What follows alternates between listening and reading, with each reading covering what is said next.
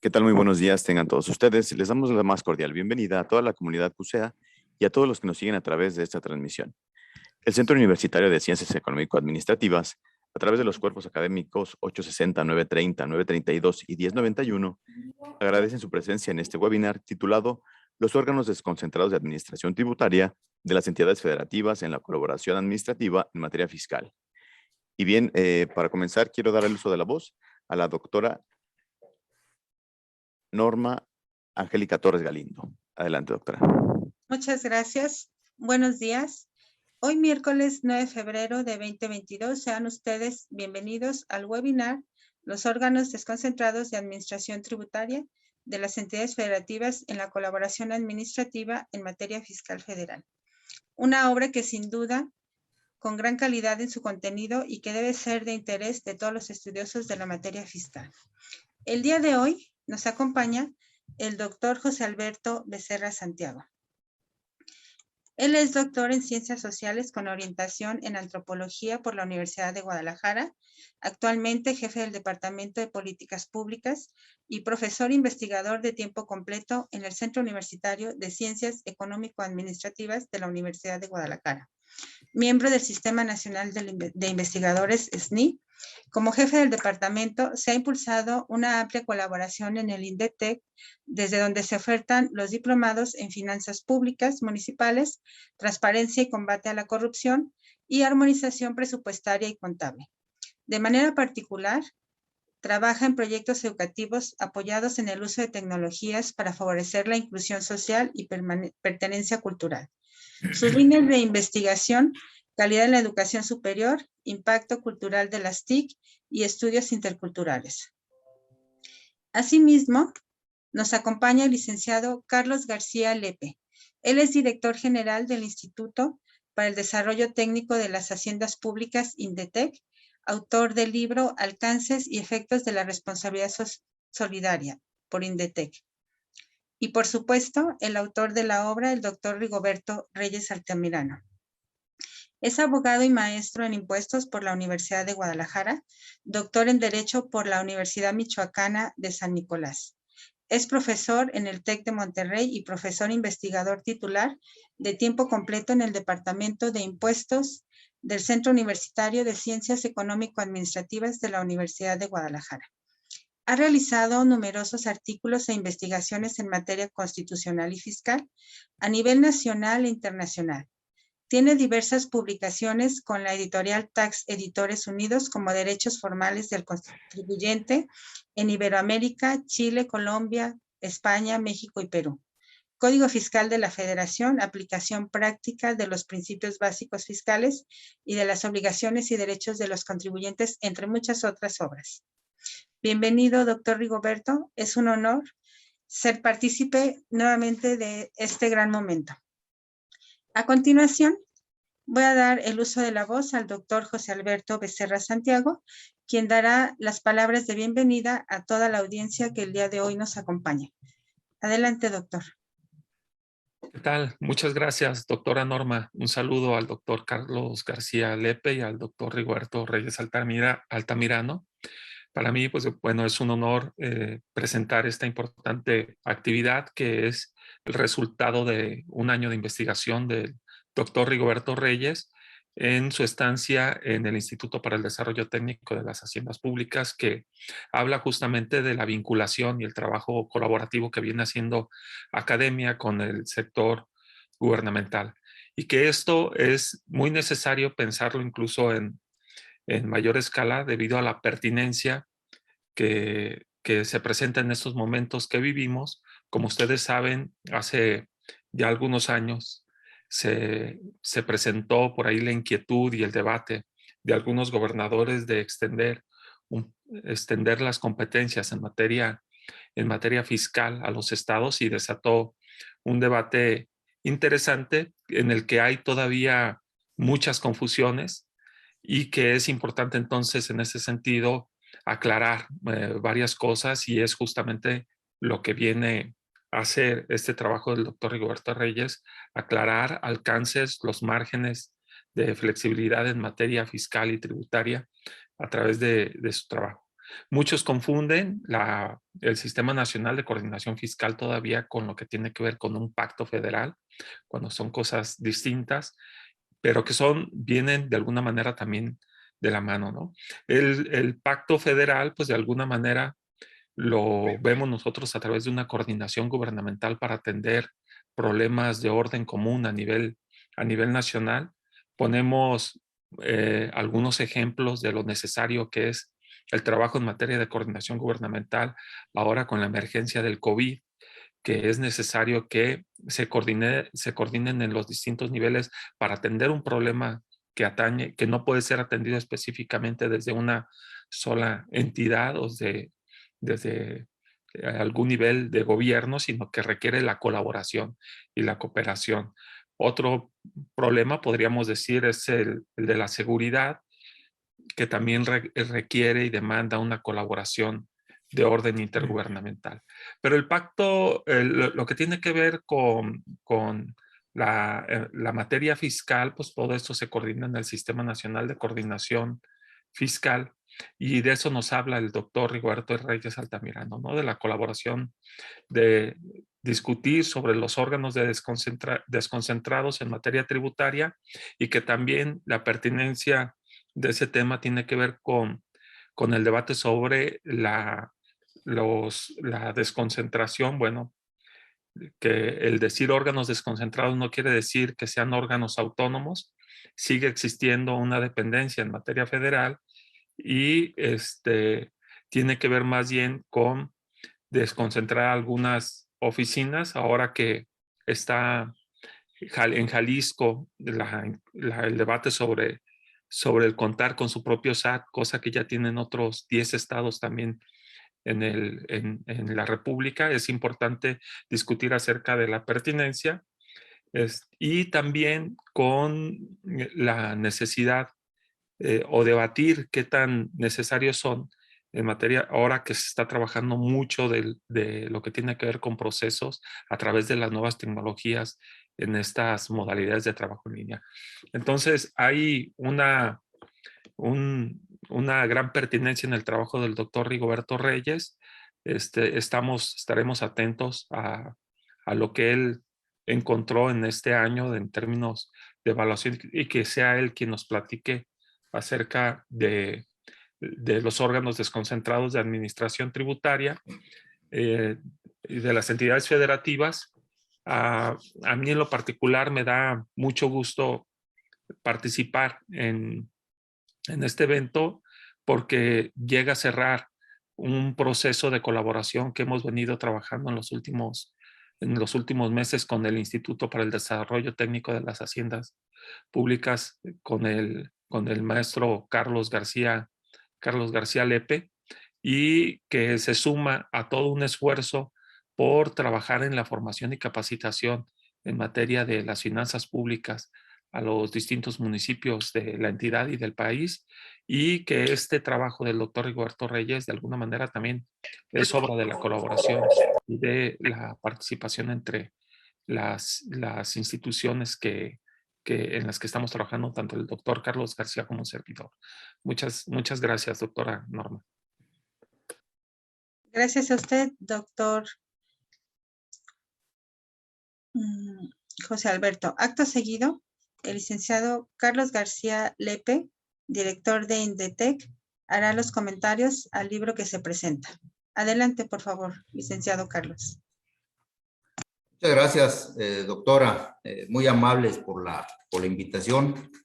Saludo con mucho gusto a los distinguidos participantes invitados en esta reunión. Veo por ahí con mucho agrado que hay algunos titulares de los servicios de acción tributaria en las entidades federativas. Veo al representante de Campeche, Íñigo, gusto saludarte. Veo por ahí a la titular del servicio de acción tributaria en Guanajuato. Espero que en el transcurso de la charla se incorporen algunos otros. Nos da muchísimo gusto esta convocatoria, el participar en la presentación de un trabajo tan importante como el que concluyó el doctor Rigoberto Reyes. Ahorita en su intervención el doctor Becerra hacía alguna referencia a la importancia del sistema federal, del federalismo, y en particular de la colaboración administrativa. Creo que todos estamos conscientes que hay una dependencia muy fuerte de los gobiernos locales de las transferencias, particularmente de las participaciones. En promedio, la dependencia de las entidades federativas es de un 90%. De cada 100 pesos que se gastan a nivel local, 90% llegan de las transferencias federales, de las participaciones federales. En este contexto, el trabajo que nos presenta Rigoberto el día de hoy, doctor Rigoberto Reyes, es fundamental porque precisamente hace hincapié en cómo mejorar los esquemas de colaboración, cómo fortalecer las instancias de colaboración administrativa. Cada esfuerzo que hagan las entidades federativas en fortalecer la colaboración es un esfuerzo que redunda en beneficio de las propias entidades. Cada peso adicional que obtiene el gobierno federal en automático representan 30 centavos para las entidades federativas y de estos convertidos en pesos representan 20 centavos para los municipios. Esto quiere decir que el esfuerzo compartido que hacen ambas autoridades es fundamental para un desarrollo importante en las finanzas de los tres órdenes de gobierno. El trabajo del doctor Rigoberto Reyes borda sobre una importante gama de temas que tienen que ver con la eficiencia de los organismos de administración tributaria en el país. De manera muy sencilla y solo para poner en contexto, todos sabemos que hay dos maneras de atender la administración tributaria. Cómo cobrar las contribuciones de manera centralizada, como lo hacen la mayoría de los gobiernos estatales. Esto es, que las dependencias encargadas de la administración tributaria lo hacen de manera centralizada desde las áreas centrales de la oficina, como es el caso de Jalisco y otras 24 entidades federativas. O la otra manera es de manera desconcentrada, como lo hace el SAT a nivel federal y como lo hacen en este momento 8 entidades federativas. ¿Cuál es la diferencia, si es que existe alguna, entre estas dos formas de administrar? Porque si finalmente para el ciudadano, para el gobierno es lo mismo, no tendría sentido entonces tener una administración centralizada o desconcentrada. La diferencia tiene que ver o tendría que ver con dos aspectos fundamentales. En un primer espacio, en cómo una administración es más eficiente para prestar mejores servicios a los contribuyentes, hacerles más sencillo el cumplimiento de sus obligaciones fiscales, poner al alcance la gestión de manera más óptima. Y en una segunda instancia tiene que ver también con el tema de eficiencia y costos de administración. Y aquí pongo un ejemplo. El gobierno federal, hasta principios de los 90 del año pasado, tuvo la administración de los impuestos a nivel nacional de manera centralizada. Y hay algunas referencias que nos dicen que el costo que tenía de administración era, por cada 100 pesos recaudados, le costaba a la Secretaría de Hacienda 7 pesos con 30 centavos recaudar 100. Esto es un costo del 7.3% por cada 100 pesos recaudados. Al día de hoy, con la evolución, el SAT ha venido evolucionando. Al día de hoy, los costos que tiene el SAT son de cerca de 0.40 centavos por cada 100 pesos recaudados. Esto quiere decir que ha avanzado en la eficiencia de manera importante. Solo para dimensionar la importancia del tema, prácticamente en el presupuesto de egresos del año en curso hay 4 billones de pesos en materia de impuestos. Si tuviéramos los costos que se tenía cuando se tenía la administración centralizada, estaríamos hablando de que el gobierno estaría erogando cerca de 300,000 millones de pesos solo en la administración de las contribuciones. Y debo decirles que al día de hoy el presupuesto del SAT para este año es de 12,000 millones de pesos. ¿Qué quiere decir? Que prácticamente en eficiencia se han ahorrado dinero de los contribuyentes por la eficiencia administrativa, algo así, equiparando los números como 270,000 millones de pesos. ¿A qué equivalen estos 270,000 millones de pesos de ahorro por la gestión eficiente del SAT? Equivalen más o menos al costo de 10 o 12 de las secretarías medianas, como la Secretaría de Gobernación, como la Secretaría de Hacienda, 10 o 12 dependencias del orden federal. De ese tamaño es la importancia de una buena y eficiente administración tributaria. Si las entidades federativas en este proceso evolucionan y hacen eficiente la gestión como lo están haciendo al día de hoy y van en ese camino, seguramente en beneficio de los contribuyentes por las dos vías, mejoraremos los servicios que se le presentan a los ciudadanos, una administración más eficiente, más amigable, más cercana a los contribuyentes, y por otro lado tendremos costos importantes muy reducidos en relación a lo que representa una administración centralizada. Requiere para ello, por supuesto, de algunos fundamentos esenciales para que sean eficientes las administraciones. El tener autonomía técnica y de gestión, el tener autonomía presupuestal, el tener autonomía tecnológica, el que puedan los órganos con libertad decidir sus propias políticas de eficiencia administrativa, sus propias políticas de presencia fiscal, sus propias políticas de equipamiento tecnológico para ser más eficientes cada vez en la prestación de sus servicios. En este contexto resulta altamente importante, fundamental el trabajo que nos presenta el doctor Rigoberto Reyes el día de hoy. El hecho de que haya elegido a Indetec para hacer este trabajo nos llena de satisfacción. Rigo tiene su casa en el Indetec, además de haber sido colaborador nuestro por varios años en el pasado. Hemos mantenido una comunicación y una colaboración institucional permanente. El verlo aquí es verlo en su casa. Rigo, nos da siempre mucho gusto tenerte por acá en la institución, y para nosotros no tenemos duda de que este trabajo contribuirá de manera importante, Rigoberto, a convalidar, a dar fundamentos más sólidos al trabajo, a la gestión que hacen las administraciones tributarias en el país. Al día de hoy son 8 entidades las que están operando ya con un servicio de administración tributaria. Hay 2 más que tienen ya autorizado en su esquema normativo la operación, pero por alguna razón no las han echado a volar. Esperamos, de hecho tenemos una agrupación con las entidades que tienen los órganos de administración tributaria.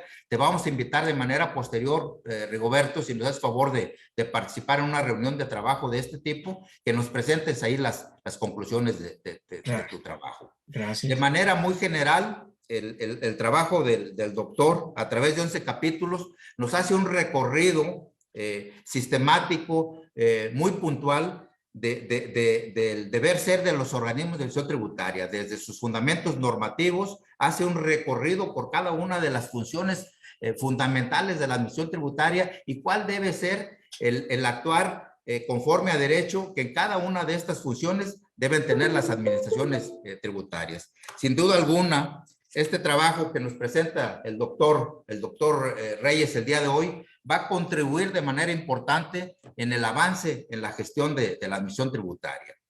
Como bien lo señalaba el doctor Becerra en su intervención, además de las entidades que el día de hoy están operando ya con esta modalidad de administración, hay mucho interés por varias entidades del propio estado de Jalisco, Nuevo León y otras entidades que están pendientes de avanzar en este tema. Sin mayor preámbulo, Rigo, una vez más te felicito por el excelente trabajo que se está presentando el día de hoy, y sin mayor preámbulo adicional, te cedo el uso de la palabra. Felicidades, enhorabuena por tu trabajo. Muchas gracias. Gracias. Agradezco al licenciado Carlos García por su intervención. Y enseguida, por supuesto, damos el uso de la voz al doctor Rigoberto Reyes Altamirano, quien disertará sobre el diseño metodológico y de investigación del libro que hoy presenta. Adelante, doctor Rigoberto.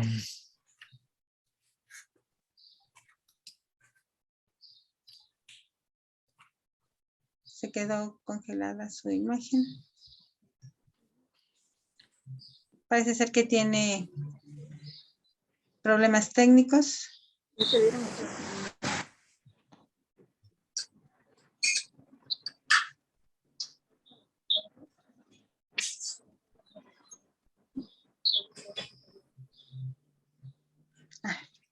Bueno. Ya lo tenemos. Adelante, doctor. No sé si falle todo o solo a mí, a lo mejor no pagué el internet, por ese pequeño detalle que esté fallando la conexión. Bueno, agradezco infinitamente por ahí que CUSEA haya autorizado que hiciéramos un año sabático para realizar una investigación y al licenciado Carlos García Lepe, cuando fui a visitarlo para, para plantearle el proyecto y bueno, pues recibirme con la mayor apertura para realizar este trabajo de investigación. Traíamos planes muy ambiciosos. El licenciado Carlos me había planteado que por ahí hiciéramos trabajo de campo en algunas entidades que tienen estos órganos. Lamentablemente, pues se vino la pandemia y ya no fue posible realizar este trabajo de campo, pero realmente en las cuestiones metodológicas, la idea era describir el objeto de investigación, es decir, cómo están constituidos estos órganos desconcentrados en las entidades. Recibimos apoyo en cuanto a la bibliografía e información de primera mano que INDETEC tiene como un órgano técnico.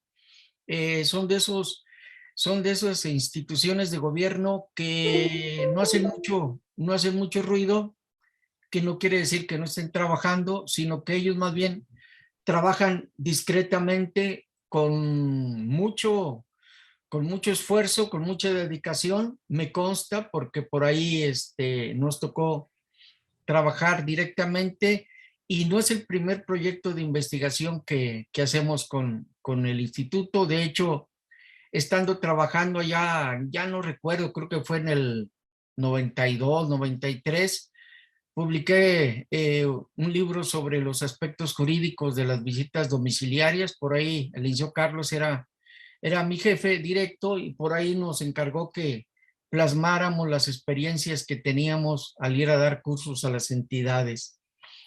Con esa confianza, bueno, llegamos a INDETEC para realizar este trabajo de investigación. A mí me había llamado la atención, pues, entrar a las entrañas para ver de qué se trataba ahora sí, este objeto de investigación.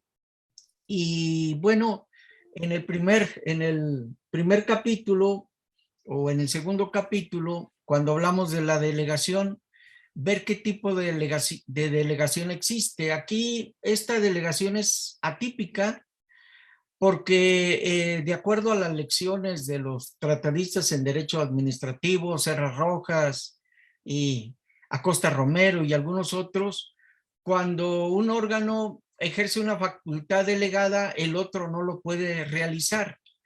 En materia de colaboración administrativa, eso es atípico porque no sucede así. La federación puede ejercer sus facultades y los estados también. De hecho, este tema se llevó a los tribunales porque de pronto un contribuyente se quejó y dijo, bueno, ¿por qué me revisa el estado y también me revisa la federación? Si le delegaron la facultad al estado, ¿por qué la federación lo puede hacer?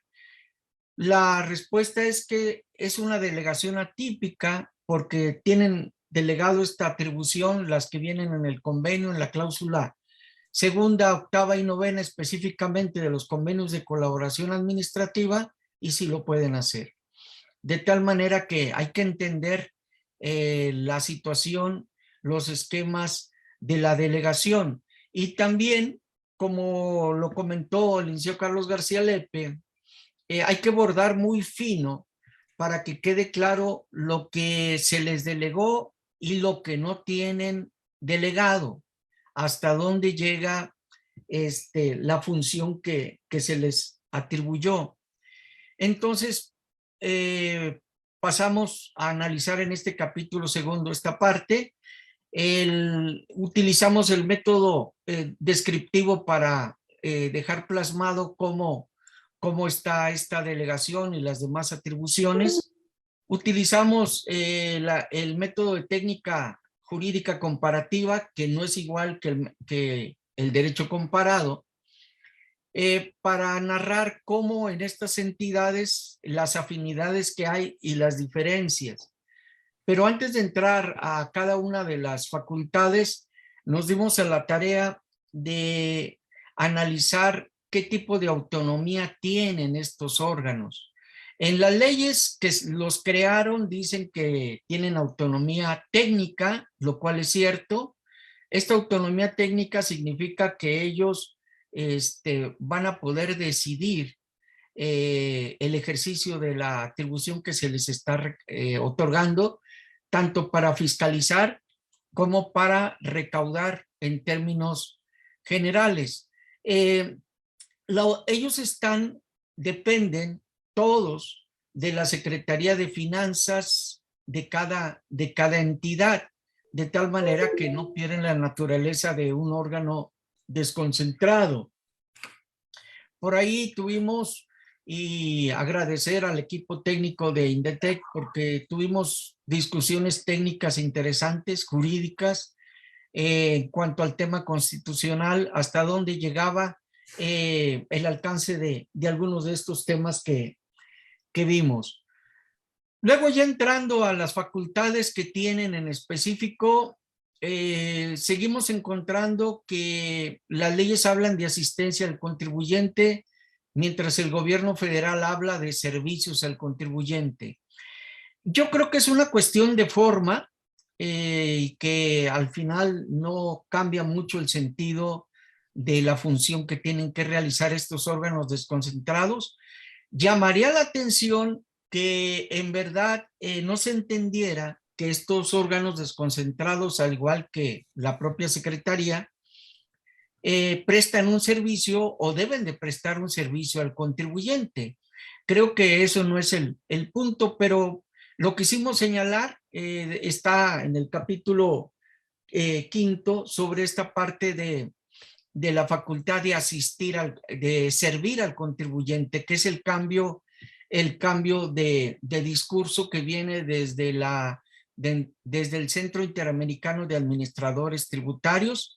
Ellos tienen un manual de administración tributaria y ellos bordaron este concepto, ellos diseñaron este concepto que yo creo que en las leyes, bueno, debió haberse tocado esta parte de que realmente se trata de servicios al contribuyente. Vimos, una vez identificado los ordenamientos que íbamos a analizar para el comparativo, decidimos entonces diseñar el libro con base en las facultades que se les otorga a las entidades federativas conforme a la cláusula segunda, a la octava y novena de los convenios de colaboración administrativa, y en base a las facultades que cada ley le otorgó, que esta era una cuestión importante a dilucidar. La Suprema Corte dice que se pueden crear órganos desconcentrados, pero por el órgano legislador, por el legislador.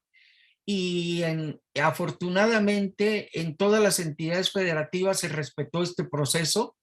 Nosotros citamos en el libro, para enriquecer los comentarios, los criterios que la Suprema Corte ha establecido sobre esta cuestión. Una vez que señalamos esta cuestión y establecimos lo relativo a los servicios al contribuyente, entramos de lleno a las facultades que tienen delegadas los órganos desconcentrados, y me refiero a la auditoría fiscal. Aquí hay que establecer una separación, porque existen determinados contribuyentes que no puede fiscalizar el Estado, ya que el propio convenio de colaboración administrativa señala qué tipo de contribuyentes siguen quedando reservados a la federación. Pero en cuanto a la facultad de fiscalización, bueno, las diseñamos, seguimos el orden que establece el 42 de código, es decir, la visita domiciliaria, la revisión de escritorio, la revisión electrónica. la revisión de dictamen, estos actos de fiscalización, y fuimos puntualizando con cada uno de estos y comparando en la ley que creó a estos órganos si se les había otorgado en específico. Encontramos coincidencia que la gran mayoría no particularizó, sino que generalizó, dice que se pueden ejercer actos de fiscalización o de comprobación de obligaciones del contribuyente, pero sí hicieron precisión en específico, quizás porque antes era la facultad más común la de la visita domiciliaria. Ahora, bueno, pues ha comenzado la revisión electrónica a desplazar a la visita domiciliaria. No quiere decir que no se practiquen, sino que sí se realizan, pero en mayor medida la que se lleva a cabo es la revisión electrónica. Y aquí ya había abordado en la parte de facultades de gestión en el capítulo 4 las famosas cartas invitación. No hay que confundir entre las cartas invitación con la revisión electrónica. Revisé todos los antecedentes que había, inclusive hay algunos criterios de la Procuraduría de la Defensa del Contribuyente e incluso criterios de la Corte. Bueno, ¿qué validez tiene la carta invitación?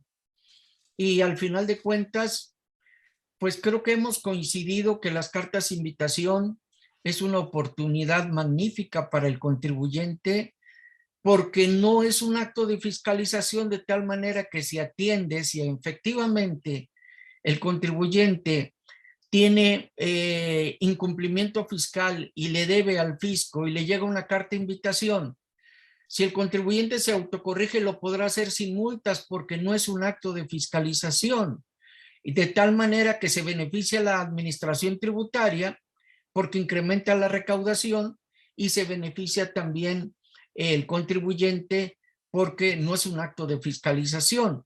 En cambio, si le llega una revisión electrónica de acuerdo al 53B del Código Fiscal, pues en automático ese ya es un acto de fiscalización, ya le están diciendo que le encontraron y entonces tendría que pagar la multa respectiva. Quiero retomar el punto de lo que representa las participaciones federales que se entregan a los estados, porque los órganos desconcentrados de administración tributaria es una oportunidad magnífica para los estados de ubicar al personal más capacitado para realizar precisamente la colaboración administrativa. Muchos estados, para no señalar nombres, muchos estados tienen problemas en que su coeficiente para que les repartan participaciones federales y que publica la Secretaría de Hacienda en el Diario Oficial de la Federación, tiene que ver en que su personal, de acuerdo al personal asignado a los actos de fiscalización o a los actos de colaboración administrativa, no revelan eficiencia. Los órganos desconcentrados es una oportunidad magnífica, precisamente algunos lo aprovecharon para que este personal pues se les capacitara mejor, se les ofreciera mejor sueldo para precisamente llevar a cabo una colaboración administrativa fiscal federal en mejores condiciones. Es el caso de los actos de fiscalización, el caso de la recaudación. Pero ese es la parte de lo relativo a las facultades de fiscalización, cómo lo diseñamos, y señalamos en el libro, señalamos los criterios más actuales de la Suprema Corte y del Tribunal Federal de Justicia Administrativa para que los estados lo tengan en cuenta. Invocamos algunas jurisprudencias que le pegaron duro a los estados porque no diseñaron bien la parte de sus reglamentos para ejercer facultades. La mayoría ya lo corrigió, sin embargo, lo estamos señalando precisamente para que los estados no vuelvan a incurrir en estos errores. Por ahí nos decía Engels que un pueblo que olvida su historia está obligado a repetirla. Entonces, si ya andaron el camino y detectaron que había habido deficiencias en el ejercicio de facultades y ya lo corrigieron, pues esperemos que los órganos nuevos no vuelvan a incurrir en estos actos. Ahí yo creo, en mi opinión, que los estados van a tener que apresurar la notificación vía buzón tributario. Todavía en la Ley de Ingresos de la Federación para el 2022 se establece que lo van a utilizar después del 31 de diciembre del 2022. A mí me parece que a los estados ya les urge que esto ya se realice, máxime porque sigue todavía la parte de la pandemia y es importante que esto se ejerza. Me llama la atención la parte de vacaciones para el ejercicio de facultades de la colaboración administrativa. El Servicio de Administración Tributaria tiene sus vacaciones generales, por lo menos en el año 2021 regresó al esquema de vacaciones generales en julio y en diciembre. Sin embargo, por ejemplo, en el caso Jalisco, sus vacaciones es Semana Santa y Pascua y en diciembre. Y entonces, en la colaboración administrativa, se dice en los convenios que los estados podrán considerar como días inhábiles los mismos que establezca la federación. Esto genera inseguridad jurídica para el contribuyente porque cuando le ejercen un acto de fiscalización, recordemos que los estados, al estar actuando conforme al convenio de colaboración administrativa en materia fiscal federal, pues se consideran autoridades fiscales federales. Y le genera una incertidumbre jurídica para el caso de vacaciones porque de pronto piensan que es lo mismo, que es la misma situación en esta parte de vacaciones. Sin embargo, no, tienen que atender a las vacaciones que tiene el estado. La federación abre la puerta para que sea el mismo periodo, pero esto se tendría que publicar en el diario oficial y además recordemos que hay derechos sindicales que hay que respetar de los trabajadores en los estados, en las entidades federativas. Pero creo que esta es una de las cuestiones que hay que considerar. Ya tocaremos también el punto del recurso de revocación, donde la federación prevé que el recurso se interponga a través de la plataforma del SAT. Y hay una regla de miscelánea que establece que en el caso de los estados, si se interpone el recurso contra los actos que realizó el estado, se debe de hacer en forma escrita. Aquí yo pienso que ya los estados deben estar trabajando para crear sus propias plataformas y hacerle al contribuyente pues el acceso a la justicia más rápida, más pronta, de tal manera que puedan acceder presentando el recurso de revocación a través de la plataforma, porque se tiene que hacer en forma presencial, en forma escrita. Recordemos que el código no prevé, el código fiscal no prevé que lo podamos presentar por correo desde el domicilio si existe la sede de la autoridad. Ejemplo, si queremos presentar el recurso de revocación contra la Secretaría de Finanzas de Jalisco, pues no lo podemos hacer desde la zona metropolitana, salvo algún contribuyente que reside en Puerto Vallarta y entonces ahí sí lo podría mandar por correo certificado. Yo creo que son esquemas que se tienen que trabajar y avanzar en esto. Otra de las cuestiones que analizamos, nos llamó la atención, fue el caso de las autorizaciones que tiene en los organismos desconcentrados de acuerdo al convenio de colaboración administrativa. Hablamos de las devoluciones, hablamos de las compensaciones, hablamos del pago en parcialidades No hay coincidencia en algunos puntos, pero la gran mayoría de los organismos desconcentrados sí lo van, sí lo están considerando, lo cual es importante. Creo que en esta parte, como autonomía técnica, en algunos se les concedió la facultad de emitir reglas de carácter general. Ahí nos detuvimos porque es una cuestión muy, muy importante.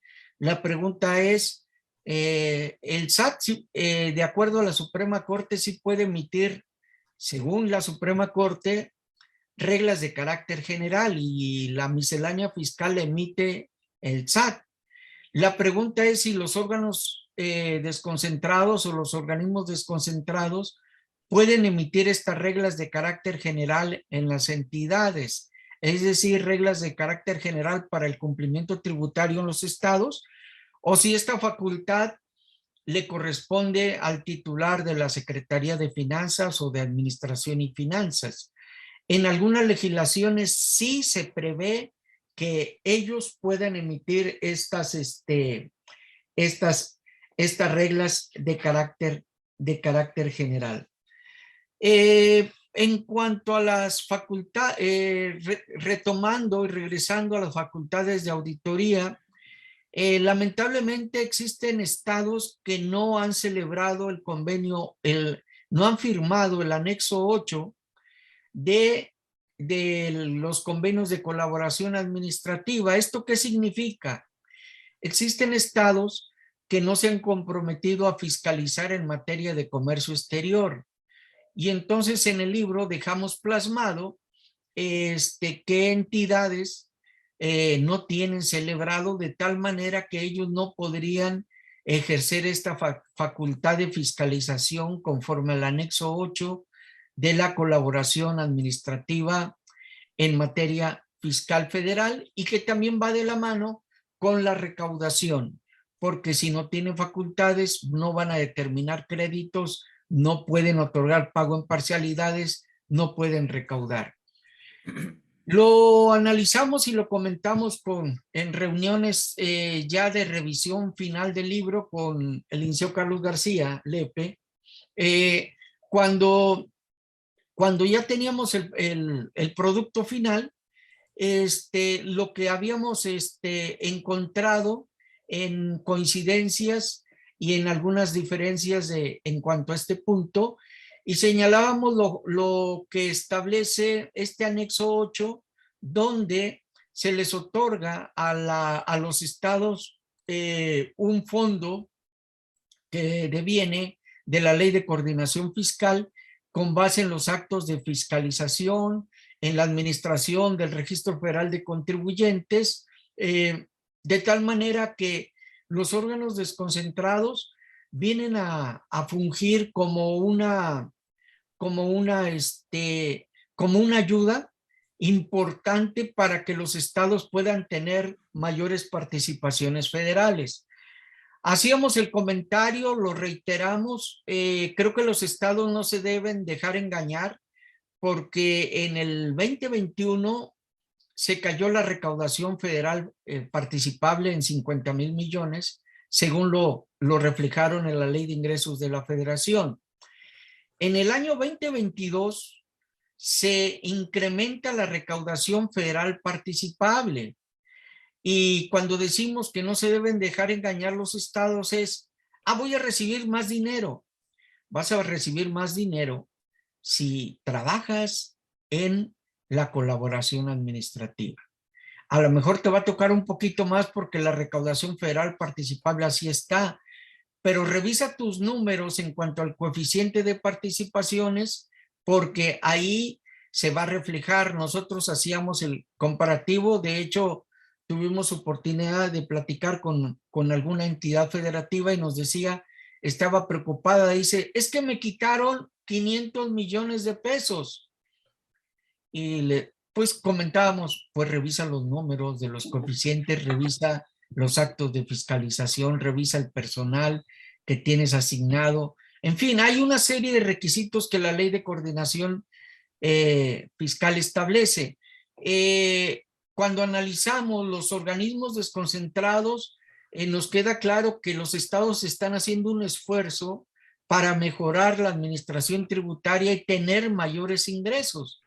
Pero no es por acto de magia que esto se va a incrementar. Hay que hacer un trabajo y bueno, Carlos nos platicaba la experiencia en el caso de Yucatán, porque ellos implementaron en el caso de Yucatán, lo llevaron de la mano y les ayudaron a crear el organismo desconcentrado y platicaba, oye Carlos, ¿y por qué nada más 8 organismos desconcentrados? Y me decía, bueno, el instituto tiene las puertas abiertas para apoyar a los estados. Nosotros no podemos decirles, oye, es necesario, debes de, no. Nosotros simplemente estamos para atenderlos. Si ellos se acercan y vienen con nosotros que quieren crear estos organismos, pues los vamos a auxiliar. Entonces, el crear los organismos desconcentrados es una muy buena ayuda, pero va de la mano con algunos otros, factores. ¿Cómo está hecha la ley de Hacienda del Estado? Es decir, por poner un ejemplo, solo 4 estados tienen impuestos ecológicos. Yo leía que Jalisco se había comprometido que a partir del 2021 ya iba a haber un impuesto ecológico al carbono y las emisiones del dióxido de carbono, y sin embargo, pues no hay nada en este punto. Otros estados, caso Zacatecas, que sí lo estableció, pues incrementó su recaudación y lo comentábamos, este es un efecto dominó. Un estado que tiene una mejor estructura tributaria va a recaudar ingresos propios y su coeficiente de participaciones va a aumentar de tal manera que también va a recibir más participaciones. Pero ahorita que está tan en debate la reforma energética y que vemos una cuestión importante, el litio. El litio se obtiene casi en algunas entidades, caso Sonora, se obtiene del suelo, es decir, algunos no tienen que hacer minas para extraerlo, sino que se extrae del suelo. Esta es una fuente impositiva que los estados debieran de visualizar. Los organismos desconcentrados son los encargados de proponerle a la Secretaría de Finanzas, al gobierno, cuál va a ser la estructura tributaria sobre la cual deben de caminar. De tal manera que, bueno, pues con esos ejemplos es importante llevarlos a cabo y tomarlos en cuenta. Y para concluir, en el caso de la defensa, yo creo que el Estado ya es adulto, los estados son adultos y ellos pueden defenderse y no es necesario que forzosamente en el caso de la colaboración administrativa también tuviera que comparecer la Secretaría de Hacienda. De hecho, este tema se llevó a los tribunales porque la Ley Federal de Procedimiento Contencioso Administrativo así lo establece. Pero recordemos, el Estado puede, por supuesto que puede comparecer a contestar demandas y ahí parte de la colaboración tiene que hacer denuncias. Nosotros revisábamos en el caso de la colaboración administrativa cuántas denuncias para casos penales por aquello de las empresas que el gobierno federal ha denominado factureras, cuántas denuncias penales sobre este tema ha hecho y no concuerda con lo que se publica en la lista de los CEFOS y de los CEDOS que por ahí aparecen. De tal manera que este es el recorrido que hicimos en el libro, describiendo el objeto de la investigación, lo enriquecimos a través del comparativo jurídico y establecimos pues los criterios más relevantes que existen y actuales de la Suprema Corte y de los tribunales. Por ahí también invocamos algunos criterios que la Corte Interamericana ha establecido a propósito de la no discriminación, para que también lo tengan en cuenta, ya que todas las autoridades, de acuerdo al artículo 1 de la Convención Americana de los Derechos Humanos, tienen obligación de respetar los derechos humanos y, por supuesto, respetar los derechos humanos de los contribuyentes. Así que me complace enormemente ver este esfuerzo concluido con el apoyo que tuvimos tanto de CUSEA para autorizarnos este año sabático y como a Indetec por recibirnos para realizarlo, darnos este apoyo y concluir y llegar a buen puerto. Por supuesto, por ahí nos queda pendiente de que queremos comparar la eficiencia de estos organismos desconcentrados a través de los fondos, cuánto han incrementado su eficiencia en base a las participaciones federales, pero bueno, eso será otro tema. Por lo de hoy, bueno, pues ahí tienen, afortunadamente este libro está gratuitamente en la versión electrónica. Si entran a la página de Indetec, ahí lo podrán bajar, lo podrán consultar. Así que está esta generación de conocimientos al alcance de todos. Agradezco enormemente esta oportunidad. Muchas gracias. Sin duda un tema por demás interesante, doctor Rigoberto. Muchas felicidades, le transmito. Tiene en el chat saludos y felicitaciones por esta magnífica obra.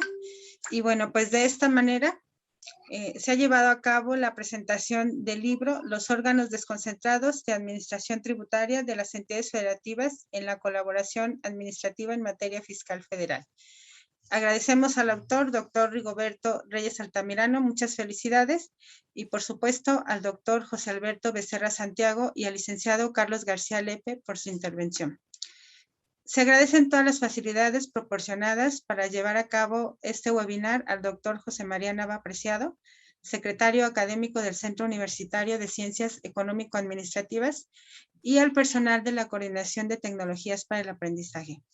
A todos los profesores, alumnos, público en general y a los invitados que están aquí conectados, muchas gracias por su acompañamiento. Muchas felicidades nuevamente, doctor Rigoberto Reyes. Enhorabuena por esta obra por demás interesante.